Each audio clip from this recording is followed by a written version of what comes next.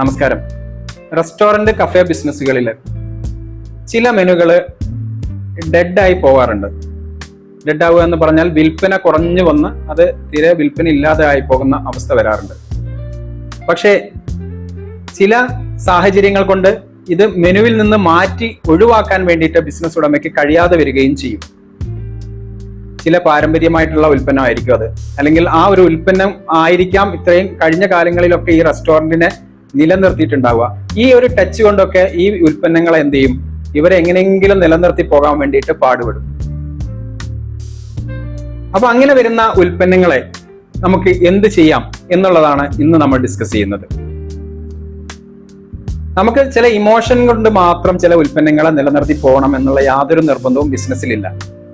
അത് നമുക്ക് നഷ്ടമാണ് വരുത്തുന്നത് എങ്കിൽ അതിനു വേണ്ടി നമുക്ക് എന്ത് ലാഭകരമാക്കാൻ വേണ്ടി എന്ത് ചെയ്യാൻ കഴിയും, അതിനനുസരിച്ചുള്ള പ്രവർത്തനങ്ങൾ കൊണ്ടുവരികയാണ് വേണ്ടത്.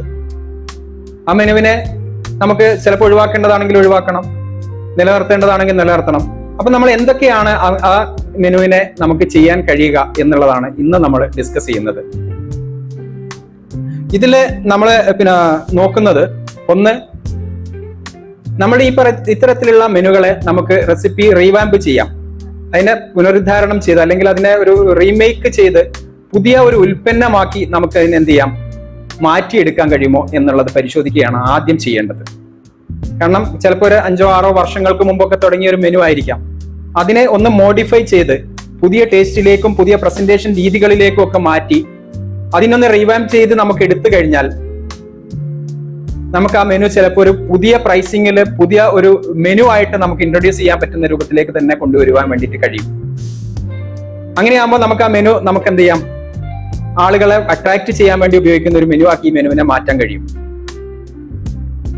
ദെൻ രണ്ടാമത്തെ നമുക്ക് ചെയ്യാൻ കഴിയുന്നത്, അങ്ങനെ ചെയ്യാൻ നമ്മൾ ആദ്യം പറഞ്ഞ രൂപത്തിൽ റീവാമ്പ് ചെയ്യാൻ പറ്റുന്നില്ല, എന്നാൽ ചെറിയൊരു പ്രൈസ് നമുക്ക് വർദ്ധിപ്പിച്ചു കഴിഞ്ഞാൽ നമുക്ക് ഈ ഉൽപ്പന്നത്തെ ഒഴിവാക്കാതെ നമ്മുടെ മെനുവിൽ നിർത്താൻ കഴിയുമെന്ന് നമുക്ക് തോന്നുകയാണ്.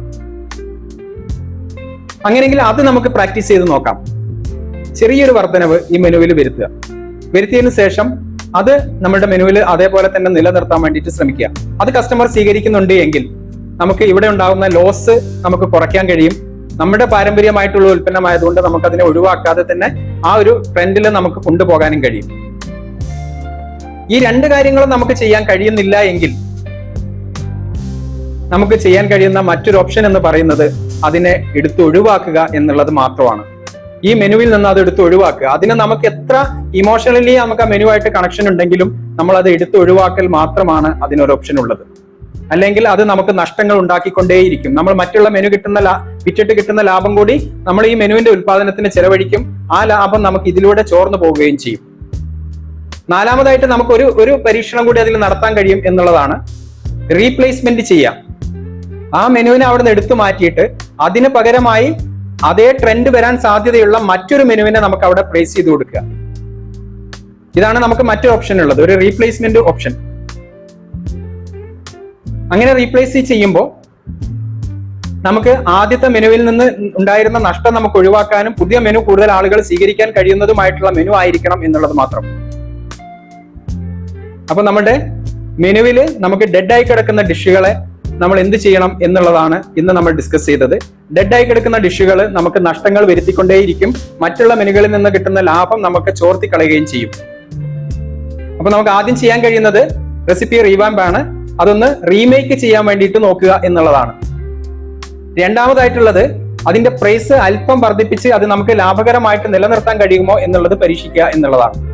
മൂന്നാമത്തെ ഓപ്ഷൻ അത് നമ്മുടെ മെനുവിൽ നിന്ന് എടുത്ത് ഒഴിവാക്കുക, ആ മെനു വേണ്ട എന്ന് കരുതുക എന്നുള്ളതാണ് മൂന്നാമത്തെ ഓപ്ഷൻ. നാലാമത്തെ ഓപ്ഷൻ ആ മെനുവിന് പകരം അതേ ട്രെൻഡ് വരുന്ന മറ്റൊരു മെനു നമുക്ക് പുതിയതായിട്ട് അവിടെ ഇൻട്രൊഡ്യൂസ് ചെയ്യുക എന്നുള്ളതാണ് നമുക്ക് ചെയ്യാൻ കഴിയുക.